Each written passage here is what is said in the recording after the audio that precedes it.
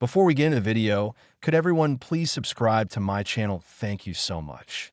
I'm in a vegetative state, but I got married to the daughter of the Liu family all because I accidentally got her pregnant. When everyone thought I would cling to my wife status, I left resolutely because of a birthday wish my daughter made. Chapter 1. I handed the divorce papers to Willow. She just glanced at me indifferently, like she was looking at a stranger. In 5 years of marriage, we never shared a bed since the wedding day. We slept separately and rarely even ate together. Despite this, she pretended to be a loving wife in public, showing off our supposed affection. I'm a legal advisor at the Liu Group, while she is the heiress, Willow. In a novel, I would be the typical live-in son-in-law of a wealthy family. But our marriage wasn't due to a great debt the Liu family owed mine, nor because we were deeply in love, nor a parental agreement. It was merely an accident. Because of this, I endured the cold stares of my father-in-law and brother-in-law. They treated me with disdain both at home and at work, acting as if I was a dog they didn't need to feed. But I tolerated it until today because of that accident. Willow's eyes were cold and distant. She said blandly, "George, do you think I would never divorce you? Talking about personal matters during work hours, that's an $1,800 fine." She was certain I wasn't genuinely seeking a divorce, but merely pressuring her. Her distant gaze reminded me of that afternoon long ago. 3 months into my job, my boss targeted me several times because I unknowingly took a position he wanted for his candidate. He berated me for my writing style differences. Frustrated, I went to the corner of the company courtyard to smoke. That's where I met Willow. She was stunning in a black fitted dress. Her hair swayed gently in the breeze. Her features were fresh and elegant, her red lips parted under a high nose, and her eyes, beneath thick lashes, were like a spring pool. As I approached, I smelled a faint floral scent. Despite her beauty, she was crying against the wall. I exhaled deeply and impulsively patted her shoulder. She looked up at me, startled, her teary eyes shining. I sympathized deeply, saying, "Did you get scolded too? Let me tell you, the higher-ups here are all brainless. Why get mad at idiots?" She frowned and asked, "Are they all like this?" "Of course," I replied. "Let me explain." I smoked while naming and cursing all the leaders I knew for 10 minutes, venting my anger. Then I added, "If the company keeps running like this, it'll be doomed. Don't be sad. Curse them too. Every employee curses their boss. You'll feel better. If not, lean on my shoulder." To my surprise, she leaned on my shoulder, finding solace. Her hair brushed my cheek, fragrant. I felt her breathing, initially rapid, gradually calming. My heart pounded as if shocked by electricity, unable to calm down. I thought it was a beautiful afternoon, but then she got up, smiled, and pointed to my badge, saying, "George, right? Slacking off and smoking during work hours. That's an $1,800 fine." Later, I learned she cried because of Makoto, but I had already fallen deeply in love with her. Willow never liked me from the start. It was always Makoto, so I didn't bother arguing. "Find me. Let her," I said. "Willow, I want a divorce as soon as possible." Willow finally glanced at the papers and said, "George, if you want to trick me, at least make a real divorce agreement. Only compensation." Willow didn't know the amount matched what her father once offered to make me leave her. But I stayed because I am a transmigrator completing missions to wake up from a vegetative state. After meeting her, the system told me the mission: marry Willow and have a child. No matter how hard I tried, I couldn't warm her heart. We have no future. This money is a belated compensation. I don't want to argue. The $50 million in the agreement is a negotiable amount for the Liu family and a fortune for me, enough for a luxurious life. Willow stood up, looking at me disdainfully in her expensive designer chiffon dress, and sneered, You didn't even write about our daughter's custody. What? You don't want your precious daughter anymore?" I smiled faintly. "No." Chapter 2. I used to love Anna Wong very much. As an orphan since childhood, without parents or siblings, only my shadow accompanied me. I didn't understand the meaning of family until I first held Anna in my arms. Seeing her tiny face and feeling her warmth, my heart melted. This feeling filled my soul, completing a missing part of me. Every smile, every glance from her brought me immense happiness, making me feel I finally had a family, someone worth protecting with my life. I gave all the affection I lacked in my childhood to Anna. I was incredibly protective of her. She was my only blood relative, so if I didn't cherish her, who would? But Willow had no feelings for Anna. Since Anna was an unexpected pregnancy, Willow's contempt for me also transferred to Anna. When the doctor placed Anna beside her after birth, she merely glanced and turned away, saying, "She looks like George." Then she left Anna for me to take care of. Her mother didn't love her, so I played both father and mother. People say daughters are like little jackets to their fathers. I never received familial love and wouldn't let my daughter miss out either. For 5 years, I poured all my patience and love into every stage of her growth. Strangely, Anna adorait Villo. She had a talent for languages. At just 3, she coldly said to me, "Mom doesn't spend time with me because it's your fault, Dad." I took it as childish talk. At 4, she met Makoto, who had returned from abroad after his divorce. She told a nanny, "No wonder Mom likes Makoto. I like him too. Uncle Makoto is much better than Dad. He's handsome and rich, always buys me lots of treats. Unlike Dad, who never lets me eat anything fun. Just because I wouldn't let her have too many sweets, she pouted angrily. I overheard her complaints from the kitchen. Suppressing my discomfort, I gently said, "Anna, Daddy will make you new candy." Daddy made them himself. Pear and hawthorn candy, delicious and healthy. But she grabbed the candy I made and threw it into the trash can, shouting, "I don't want your garbage. I want the fancy candy Uncle Makoto brought from Italy. I want cavities." So what? "I sterte her," stunned. At that moment, I realized how much Willow's daughter resembled her, both unresponsive to my warmth. Especially on her 5th birthday. Both mother and daughter invited Makoto. While lighting the candles, I suddenly heard the long-absent voice of the system. "Host, long time no see. I'm back." Although others couldn't hear it, I instinctively stepped outside. "Host, your mission is complete. You have enough points to return.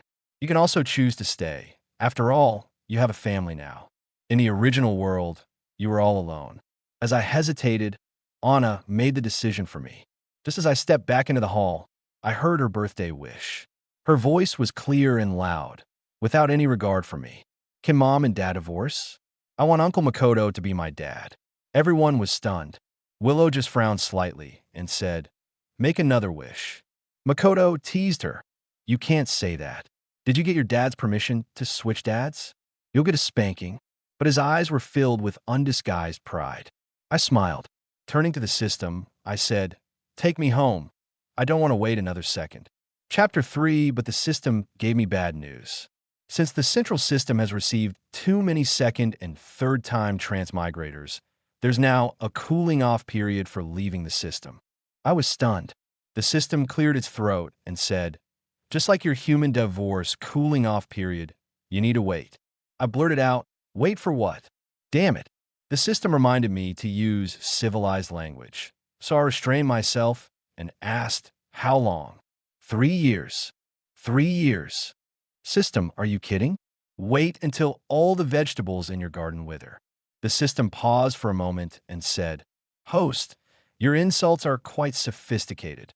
After 3 seconds of silence, it continued, "As compensation for my long absence, I'll increase your points by 1/3. So when you wake up from your vegetative state, your body will be completely healthy." Fine then, I'll finalize the divorce first. That's why I was standing in Willow's office. "Willow, let's get a divorce." Willow looked up, staring straight into my eyes, and asked mockingly, "George, have you forgotten? Who was the one who begged me 5 years ago to have Anna, saying if I didn't he would die? Those are my words." That year, Willow heard the news of Makoto's marriage. She drank all night, and in her heartbreak, came to me. She said, "George, look at me. Why am I not good enough for Makoto? Why did he marry someone else? If he can marry another woman, I can find another man. George, you like me, don't you? You've waited for me, right?" I nodded. We kissed passionately. That night, despite precautions, she accidentally became pregnant with Anna. Her first reaction was to have an abortion because she didn't want a child to be a burden if Makoto came back for her. The child would be an obstacle between them. But then the system spoke. If you abort now, it means mission failure, and you know the consequences, host. I begged Willow, driven by the system and my own deep desires. I said, if the baby dies, so will I. I swear I'll take care of both of you for life. Without my plea, Anna would never have been born. Willow didn't care about me, didn't care about Anna. She only cared about one person, Makoto, who had lived with her in the orphanage and saved her. Willow always wanted to marry just one person, Makoto. The day her biological father took her from the orphanage, she cried and begged Makoto to wait for her to marry him. So she always held onto her feelings for Makoto. However, the next news she got about him was his marriage. Much later, I learned that Willow agreed to my proposal and decided to keep the child, not because she believed my words, but because of something Makoto said. He told her, Willow, why do you think you deserve me to wait for you forever? Chapter 4. I looked at Willow's beautiful face, but I was thinking I hope I never see her again. I said calmly, since both you and your daughter like Makoto, after the divorce, you can form a family. Everyone will be happy, right? Willow smiled at me, but I could see the disdain and arrogance beneath her smile. She said, George, aren't you hypocritical? Do you think this will make me beg you? You really disgust me. Also, the child is mine. You tricked me into having her. From a moment you tried to threaten me with divorce, you completely lost your right to be a father. So if you want me to sign the divorce papers, it's simple. You must promise never to come near my daughter again, never to see her. In the past, this would have been a fatal blow to me, because love makes one vulnerable. After all, she's my only relative, my only daughter. But now I don't care about anyone, so I have no vulnerabilities. Under her contemptuous gaze, I replied calmly, fine. She was taken aback, her eyes darkening. She grabbed a pen and quickly signed the agreement. Then she threw a copy at me. I picked it up and turned to leave. Willow bit her lip and said, George, take your lies and get far away. Never come back. I said fine. My emotions were frighteningly steady. But then I paused and smiled, asking her, we haven't received the divorce certificate yet, and you haven't paid the compensation. I won't leave. Please pay in advance. Thank you. Willow's face turned red. Reluctantly, she signed a check. Chapter 5. Watching George leave the office without looking back, Willow felt an inexplicable panic. Just then, Secretary Chen walked in with some documents. She had been with Willow for many years, both a subordinate and a close friend. She said, Willow, is George asking for a divorce? Willow nodded without replying, taking the documents somewhat despondently. The secretary smiled and said, it's just a quarrel. George won't really divorce. George loves you and the child so much. How could he bear to leave you? Willow frowned slightly and said, whether he leaves or not, he has no right to show me attitude. Everything he has is because of the Liu family. If he really wants a divorce, I'll make Anna change her surname to Liu. Secretary Chen smiled, put down the documents, and left. The office suddenly became eerily quiet. For some reason, she kept recalling George's departing figure, which felt unfamiliar. It wasn't the George she remembered. She inexplicably recalled that night. For the first time under him, Willow felt nervous and scared, her eyes red, her voice trembling. George had said things she didn't understand. He said, Willow, I'm not just here to conquer you. I genuinely like you. Otherwise, I wouldn't be doing this with you. Willow, I'll stay here and treat you well. Please treat me well too, okay? Though she didn't understand, she inexplicably felt at ease, no longer scared. She intertwined her fingers with his and kissed him. Over the years, George was always gentle and considerate. The only thing that disgusted her was forcing her to keep the child, ruining her future with Makoto. He absurdly said, if the child is gone, the mission will fail and I won't exist. She had to retaliate against him. So for 5 years, she never showed him a good face. After all, he was homeless and would stay with her till death. His wish echoed in her ears again. Willow, I want a cute child, the 3 of us living in a cozy home, okay? No, she never wanted a family. She never had one since childhood. Her father only found her to use her as a pawn in marriage alliances. Unable to marry Makoto, she married a low-level employee, but she would never follow her father's arrangements. The day George asked for a divorce, she couldn't stay at the office and went home early. "Where is George?" the nanny whispered. "Sir moved out this afternoon." Willow felt even more panicked inside, but didn't show it. She just sneered, "He's quite convincing." Then she walked into her bedroom, ignoring everything else. Chapter 6. After getting the divorce agreement, I returned home.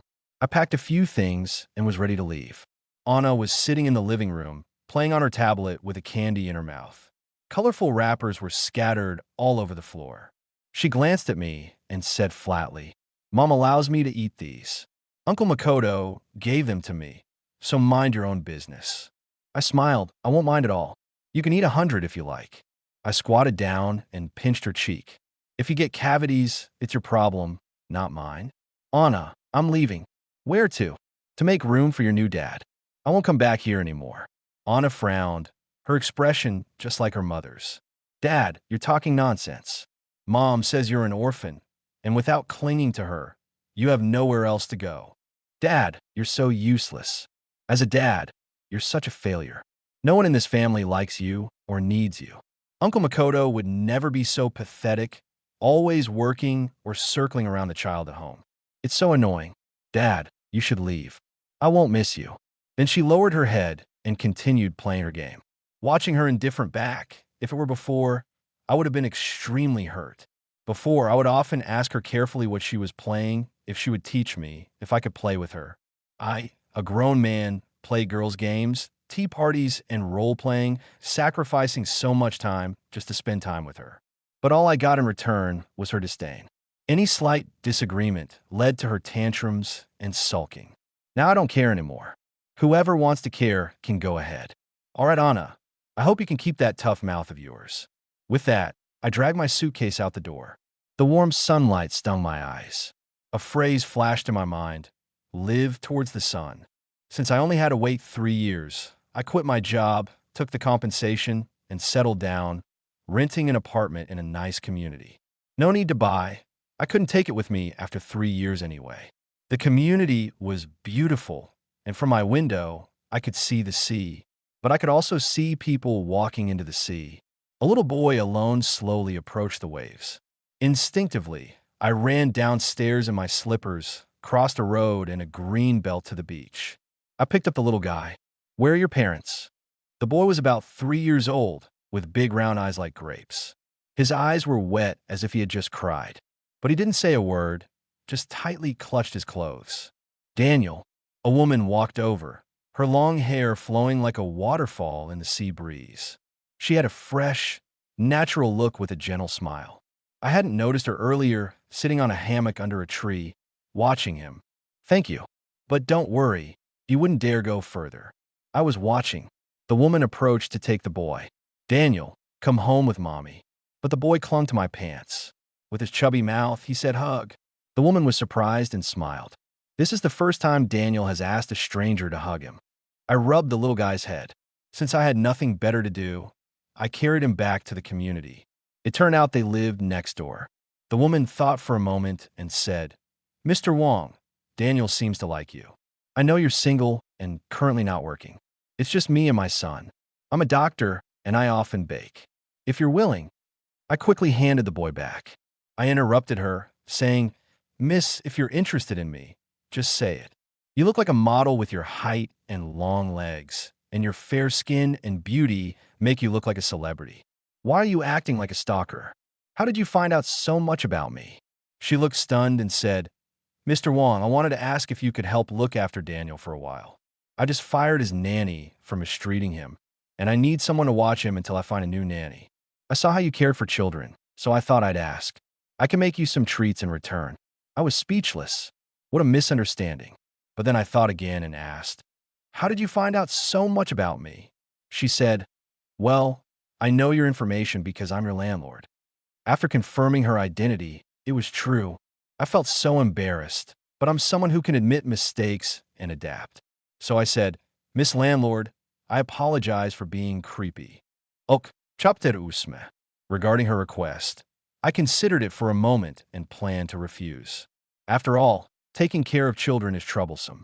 I used to take care of Anna because I was her biological father. I wanted to make up for my own unfulfilled experiences, filling the void in my heart by taking care of her. But now, taking care of another child is something I cannot do. Kids at this age love to run around, and I can't afford to take responsibility if something happens. However, in the next second, she said, "You can name your price." So I said, "Sure, sister. When do I start?" There was no helping it. The child's pitiful eyes were too hard to refuse, and I couldn't bear to turn down such a lonely mother and son. Unlike my daughter, he was very quiet and didn't talk much. I took care of him with the same dedication and effort as I did my daughter. So he often sat obediently on his little stool, watching me play video games. Every time I won, he clapped his little hands and praised me. He said, "Brother Wong is amazing. Brother Wong is the best. Brother Wong dominates the game." Sarah looked on speechlessly. I explained to her that I had him call me Brother Wong because it's better to be friends with kids, not enemies. Daniel chimed in, "Brother Wong is my best friend." "Mom, don't worry. I'll take care of him. You go to work." Sometimes, while playing, I would zone out for a moment. Anna never did this. She always complained, "Dad, this is boring. Draw me a picture." "Dad, your drawing is ugly. I don't like it. This isn't what I wanted." Then she tore up the little hamster I had spent half an hour drawing for her. Daniel, on the other hand, was a much easier child to get along with. The only strange thing about him was that he often called out for his parents in his sleep. He woke up with his eyes wet. Every time, I would wipe away his tears. He would look at me embarrassed and say, "Mom always says boys shouldn't cry. Am I being silly?" And I would tell him, "Everyone gets sad, and when you're sad, you cry.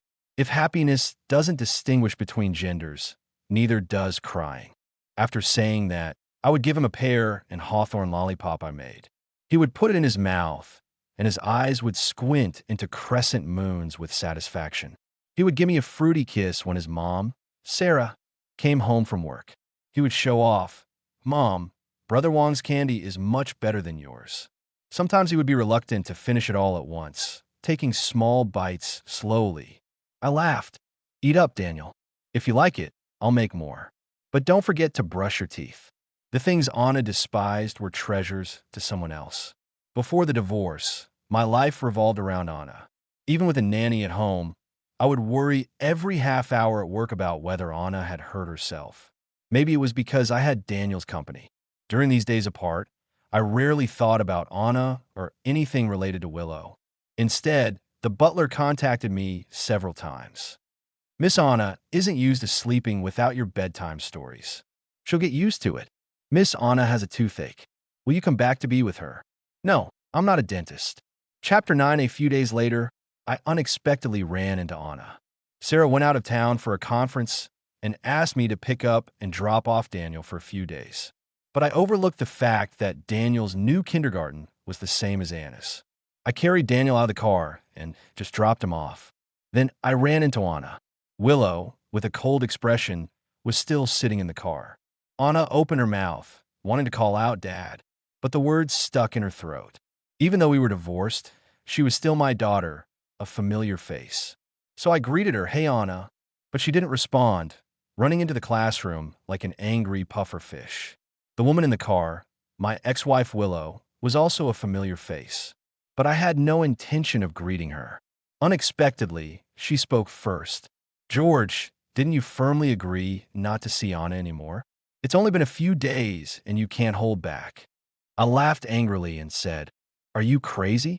Does your family own this kindergarten? You can come, but I can't," as if I wanted to see you. "Why don't you just transfer her to another school tomorrow?" I couldn't be bothered with her. Willow scoffed behind me. "George, keep pretending." Chapter 10. George had been away for over a month. Willow didn't understand. Such an ordinary man, a substitute, someone dispensable. Why did the house feel so empty without him? Anna often cried. She clung to the housekeeper, asking, "When will Dad come home?" She couldn't quite figure out her feelings for Anna. Maybe it was because she was abandoned by a garbage dump as a child, so she didn't know how to be a mother to a child. Stop crying. You look ugly when you cry. Anna hiccuped through her tears. Mom, can you tell me a bedtime story? No, you don't have to sleep if you don't want to. Anna was taken aback. In the end, Willow sat by Anna's little bed and told her story. The more Willow read, the more frustrated she felt. She should be getting her beauty sleep. Why was she sitting here reading a children's book? With a snap, she closed the book. Lights off, sleep or don't, I don't care. Anyway, she wasn't going to keep reading. Anna pouted, but reluctantly slid under the covers. For the first time, Willow felt a bit unsettled since George left. This frustration stayed with her until she saw him at Anna's kindergarten a few days later. The annoyance in her heart seemed to lessen a bit. She thought, how could he leave his daughter? She was his only family, and he purposely picked the rare time she brought Anna to school. He was just stubborn and prideful.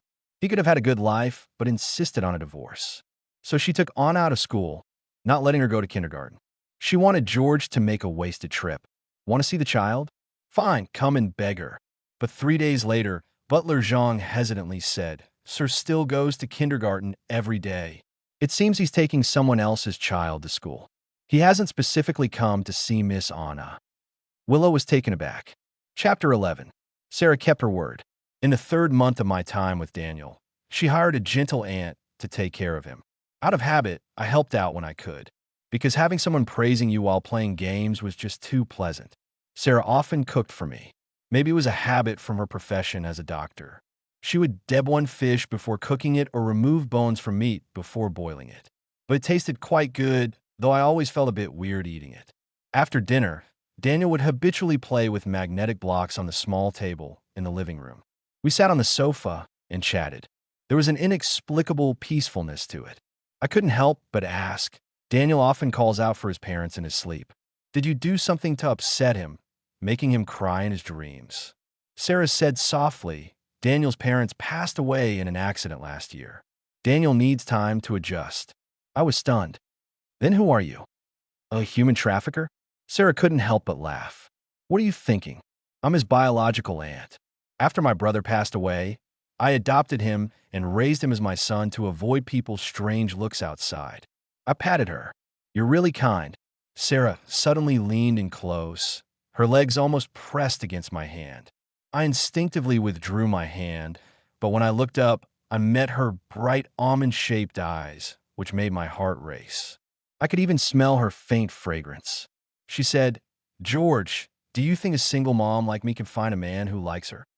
Of course you can. You're beautiful, gentle, and kind-hearted. Do you like me? Me? I was speechless. The conversation had shifted too quickly. I instinctively said, why not? Sarah shook her head. Men shouldn't say they can't. I sighed and continued. In 3 years, I have to go back home. Sarah's smile faded. She looked a bit forlorn. George, can't you forget your ex-wife? I laughed. How could I? She's getting married. Sarah's eyelashes fluttered, and her eyes brightened. Her voice was filled with unconcealed excitement. Really?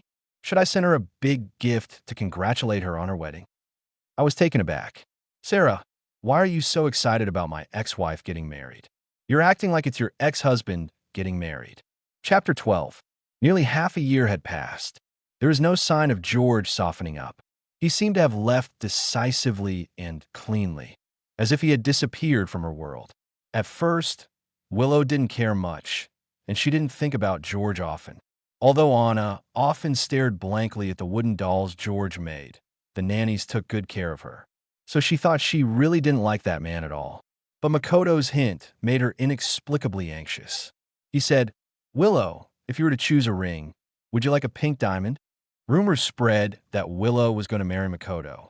She couldn't help but think, did George hear about it? Would George misunderstand and never come back? Actually, Makoto was someone she had liked for a long time in her memories. Maybe childhood memories were deeply ingrained.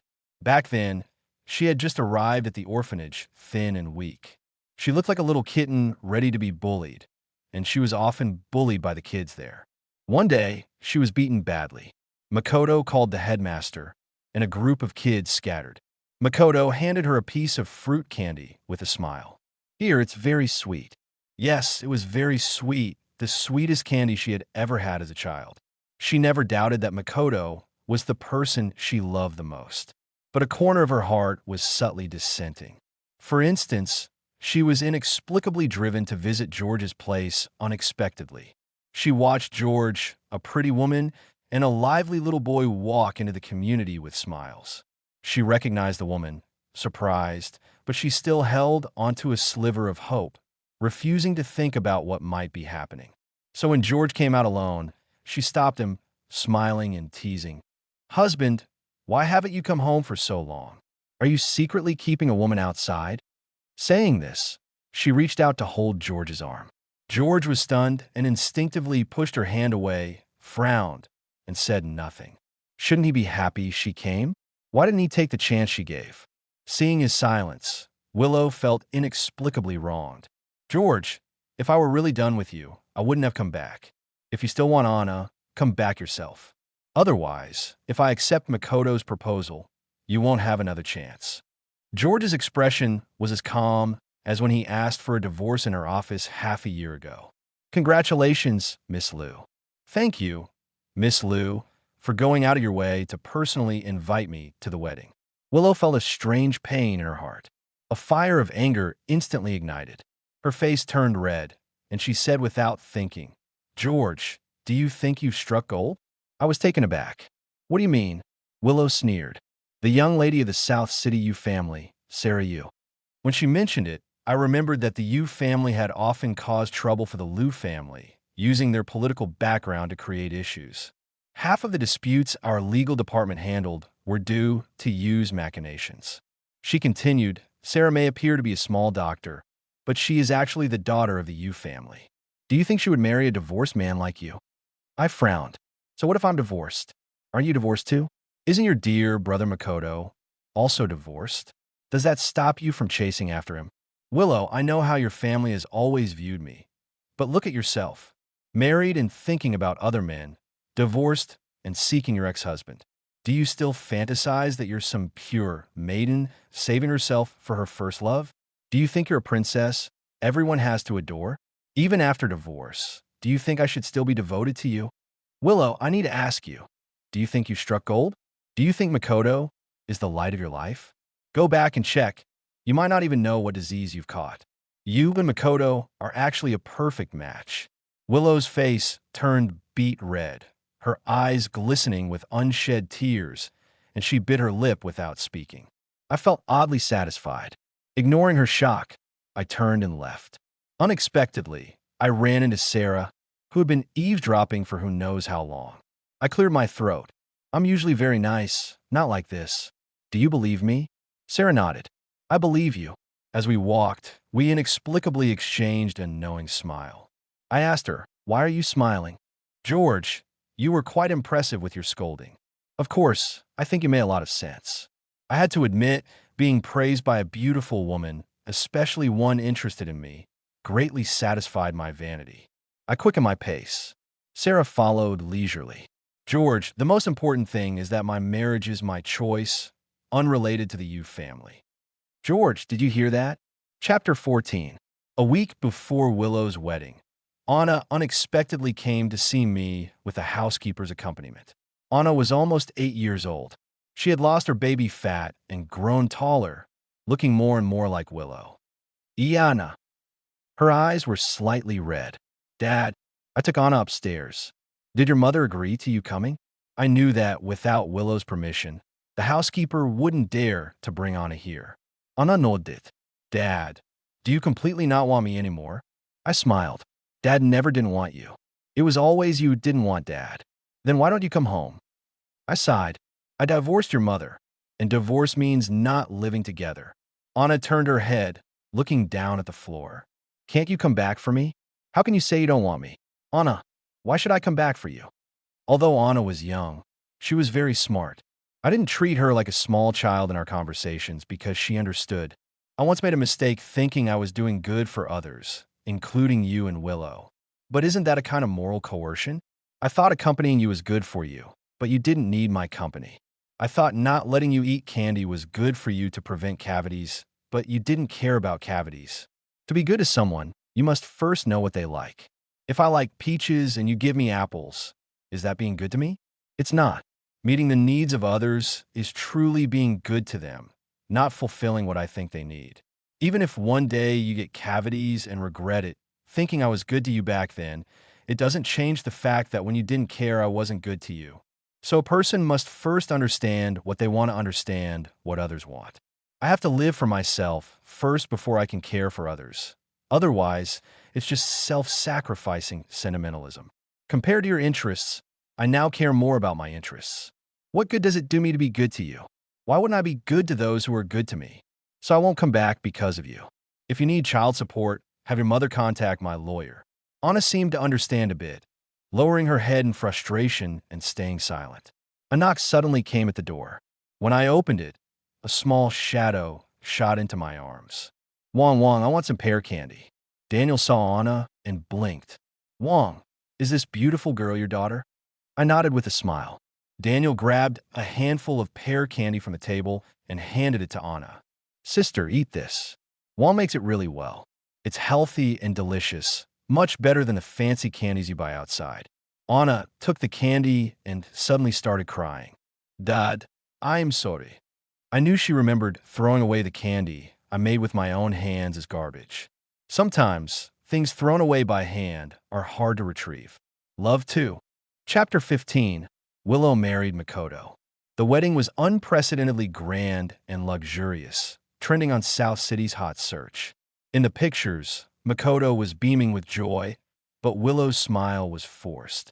Anna, dressed in an exquisite little dress as the flower girl, wore an expression identical to her mother's.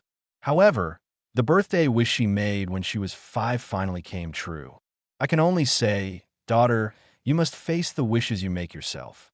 Strangely enough, Willow's wedding made Sarah and Daniel the happiest. The mother and son insisted on taking me to the villa for a vacation. George, there's a beautiful starry sky over there, and we can set off fireworks. Daniel happily spun in circles. I love watching fireworks the most. Seeing Daniel gradually emerge from the shadow of losing his parents and becoming happier day by day made me quite happy as well. Under the night sky, we ate hot pot and sliced watermelon. The stars in the sky were countless. Fireflies with their glowing tails flew around, and frogs croaked in the nearby pond. This was the kind of life I wanted. As Daniel handed me a slice of watermelon, he said, Brother Wong, your ex-wife got married. Are you sad? I nearly choked on the watermelon.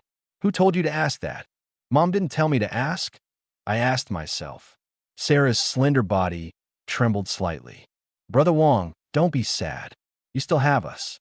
Even if that pretty sister calls someone else dad, you still have me. Can I be your son? From now on, I'll call you Brother Wong, and you can call me son. How about that? I scratched my head, thinking it didn't sound too bad. I pinched his chubby little face and said, What else do you want to say? Just say it all at once. Daniel cleared his throat like an adult. If you think having me as your son isn't enough, I'll give you my mom as your wife.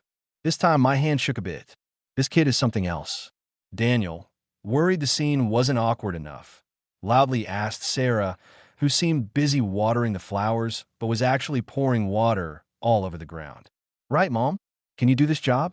Can you be Brother Wong's wife? Sarah softly replied with a but her ears turned slightly red. Then she looked up at the sky, at Daniel, at the trees and flowers, but didn't dare look at me. Daniel jumped up happily, running around Sarah and shouting, Mom, you my sister-in-law now? I have a dad again. Chapter 16. Happy times always seem to have an accelerator. 3 years passed in a flash. To be honest, the 3 years after the divorce were quite enjoyable for me. The only regret I had was, why didn't I divorce Willow sooner? Host, on the 3rd of next month at 1600 hours, the procedure will start. Stay or leave. The system seemed surprised at my answer. Are you sure you want to leave? Chapter 17.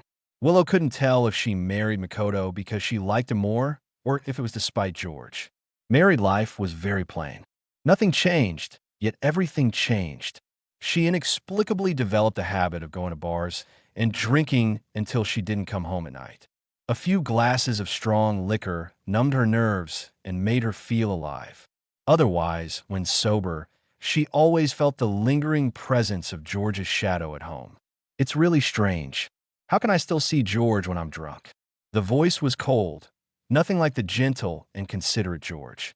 I'm Makoto, of course. I'm not George. Willow, if you have George in your heart, why did you marry me?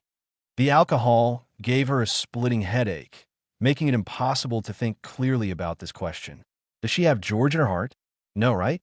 She had always been indifferent to George, thinking he was dispensable. Did she? She vaguely remembered when Makoto got married abroad. She was only slightly sad and didn't repeatedly regret why she didn't pursue him abroad sooner. But after divorcing George, it was like cutting flesh with a dull knife, never feeling a bit of pain until now, where the pain was repeatedly tearing. She also wanted a warm little home. Before, she stubbornly thought she didn't need it. Makoto, do you want a divorce? The days of constant arguing and cursing were exhausting.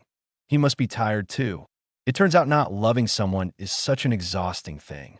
Makoto gritted his teeth, his eyes bloodshot, and said, Willow, you insisted on marrying me. I will never let you go, even if I die. We'll just torture each other for the rest of our lives. No one should expect to have a good time.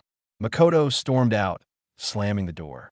Willow saw Anna across from the study, closing the door with a blank expression.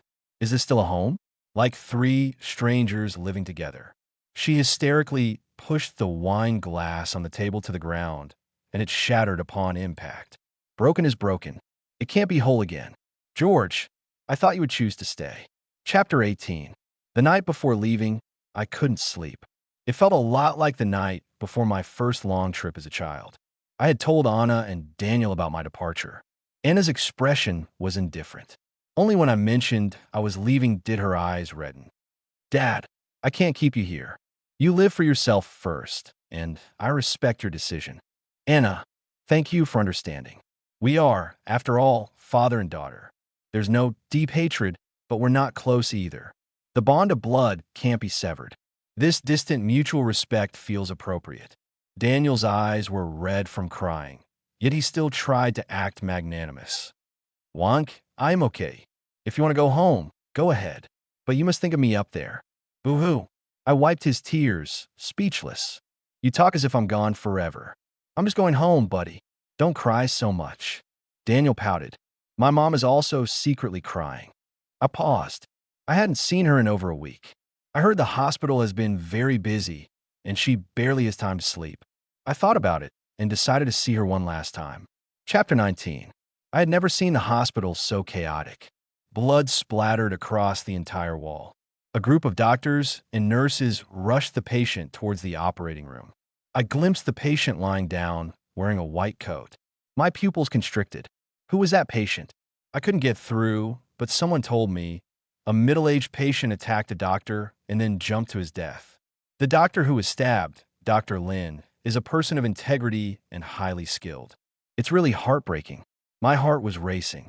I had met Dr. Lin before, Sarah's colleague and good friend, a gentle and kind doctor. I heard a few accusing voices from some patients' family members. That Sarah is so cold-hearted. She didn't save Dr. Lin. She saved the murderer instead. Maybe she's jealous that Dr. Lin is more skilled. They didn't understand anything. Sarah isn't like that.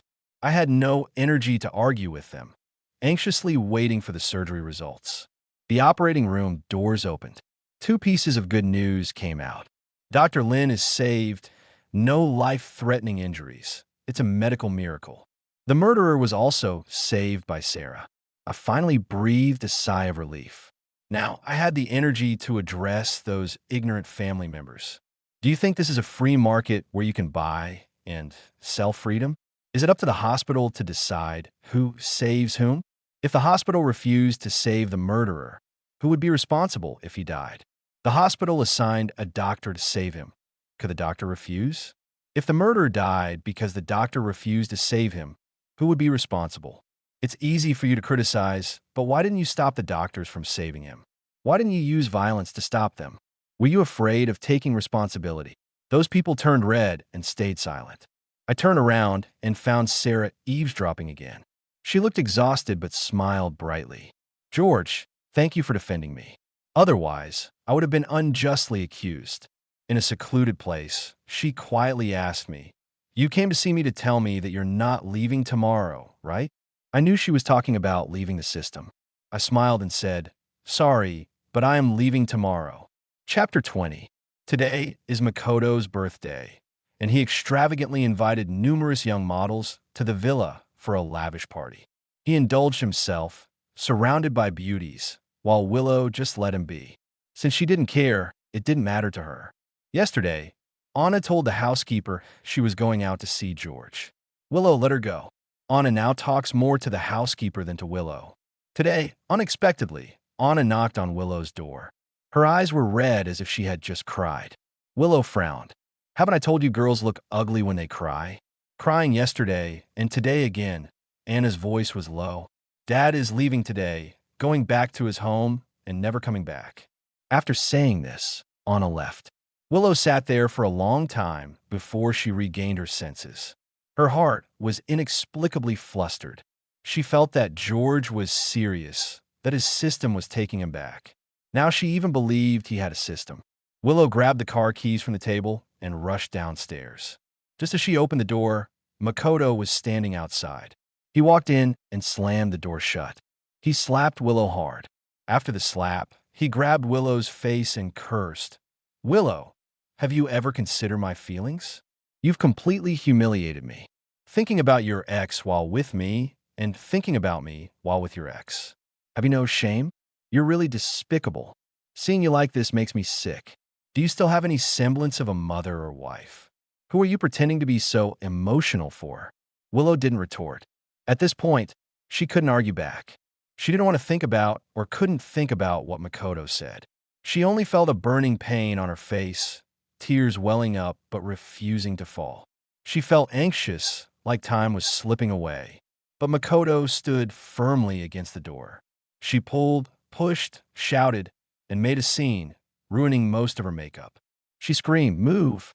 Get out of the way! Go away!" But no matter what she did, she couldn't push him away. Finally, she stepped back, standing by the window, and sneered at Makoto. "Makoto, did you ever consider my feelings with the things you did? Secretary Chun, Alicia, Sophia, you could find anyone. Why did you have to go after my friends?" The next second, she pushed the window open and jumped out. There was no time left. If she didn't leave now, she felt she would go crazy. Ignoring the pain from the fall, she crawled to the car. She floored the gas pedal. Maybe this was her last hope. She hoped George could stay, but things didn't go as she wished. Speeding recklessly, she collided with an oncoming sports car at the corner. In a piercing crash, she completely lost control of the car. Her consciousness gradually faded. The airbag deployed. Blood dripped from her head. One leg was stuck under the seat, probably useless now. This was the first time Willow cried since the divorce. She cried like a child. She knew she had no more chances. No chance to keep George. Chapter 21. Today is the day I was supposed to leave. But I didn't leave, and no one knows. I finally found Sarah and her son. Under the setting sun, Sarah stood there like a jade statue, silently looking at the distant coastline. Her expression was lonely and sorrowful. Daniel was using the little shovel I gave him to dig in the sand. While digging, he muttered to himself. I walked closer and chuckled at what I heard. "Crab, don't come and pinch me." Wong left. I thought of 100 happy things to hold back my tears. If Mom can hold back, so can I. If you pinch me and it hurts, I will cry for real. I squatted down and moved the little crabs away from sand. "Dig away, little brother." Daniel looked at me, stunned, then turned and shouted, "Mom, come quick. I'm seeing things in broad daylight." I see Wong. In the sunset, Sarah slowly showed a faint smile with a bit of redness at the corners of her eyes. "Daniel, it's real. George is back." Daniel was ecstatic. "Wong, you're not leaving, right?" Sarah tucked her hair behind her ear. "Didn't you say you were leaving today?" I pointed to the cake placed aside. "Today is your birthday. Can't I go out to buy a cake?" Sarah's smile visibly bloomed. Daniel ran around in circles on the beach. The waves chased his little feet, making joyful splashes. Sarah's eyes sparkled. It wouldn't be because of us that you delayed going home, right? That wouldn't be proper. I smiled. Sarah, you're being a little pretentious coquette. Of course, it's not because of you. It's because I can't go back for now. Chapter 22. Yesterday at the hospital, the system was still grumbling. You're so fickle. Last month you said you wanted to leave, and now you want to stay. System, can you help me out? Can I use my points to save Dr. Lynn's life? The system had told me that Dr. Lynn originally couldn't be saved and would have died. Sure, host, but once confirmed, your points will be reset to 0 and you'll have nothing left. You won't be able to go home. It's okay, system. I'll earn more. If that's not enough, I can borrow some of your points. The system was furious. You audacious rascal. Stop thinking about using my points. I'm a stingy and selfish system. No, you're a kind system. I knew there wasn't really a 3-year cooldown period. The system had made it up.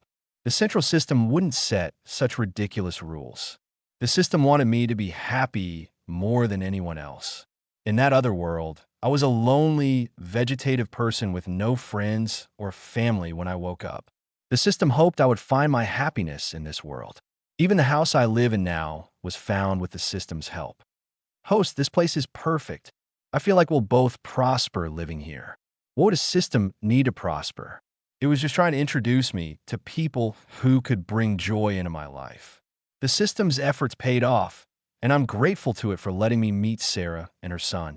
Chapter 23, I made a deal with the system, using all my points to save Dr. Lynn's life. So I can't leave now. When I finished saying this, Sarah suddenly froze, then threw herself into my arms. Streams of tears flowed down my neck. George, thank you. You're really, really, really great. Daniel clapped and laughed nearby. Mom, are you serious? You're such a big person and you cry more than I do. I gently pushed her away with a smile. Yeah, crying like this. Are you trying to make an ocean? I laughed, and Daniel joined in. Until the sunset dipped below the horizon, the three of us, bathed in the twilight glow, walked home together, our home.